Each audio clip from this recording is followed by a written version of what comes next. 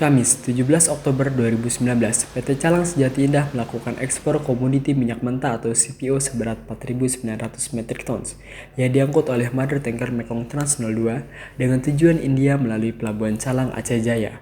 Ekspor CPO ini merupakan ekspor perdana secara langsung melalui pelabuhan yang ada di wilayah sekitar barat selatan Aceh, di mana sebelumnya ekspor dilakukan di Pelabuhan Belawan, Sumatera Utara.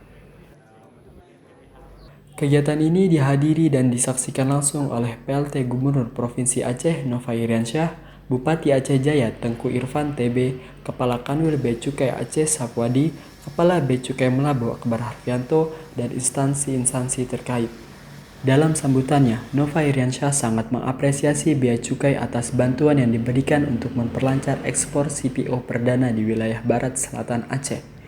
Beliau sangat bangga bahwa hasil bumi barat selatan Aceh akhirnya bisa diekspor secara langsung melalui Pelabuhan Calang dan berharap ke depannya akan semakin banyak produk dan komoditi barang lainnya yang bisa diekspor, sehingga diharapkan perkembangan ekonomi daerah barat selatan Aceh dapat berkembang pesat. Sama-sama kita panjatkan kehadirat Allah SWT bagi keperluan dan juga dalam operasional Pelabuhan Calang yang nantinya menjadi lebih baik. Dalam rangka terwujudnya ekspor perdana ini, Bea Cukai Melabu secara intensif melakukan asistensi terkait ketentuan ekspor CPO. Asistensi dilakukan guna memastikan kesiapan sarana dan prasarana serta kelengkapan administrasi agar ekspor dapat berjalan dengan lancar dan sesuai ketentuan yang berlaku. Salah satunya terkait pengujian sampel yang dilakukan di Laboratorium Bea Cukai Medan guna memastikan bahwa cairan yang diekspor benar-benar merupakan CPO.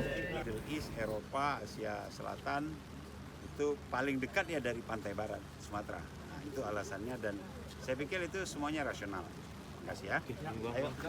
Dengan adanya ekspor perdana langsung dari Pelabuhan Calang Aceh Jaya, diharapkan semakin banyak pengusaha maupun masyarakat yang kemudian tertarik untuk menjual produk dan komoditi barat selatan Aceh ke luar negeri.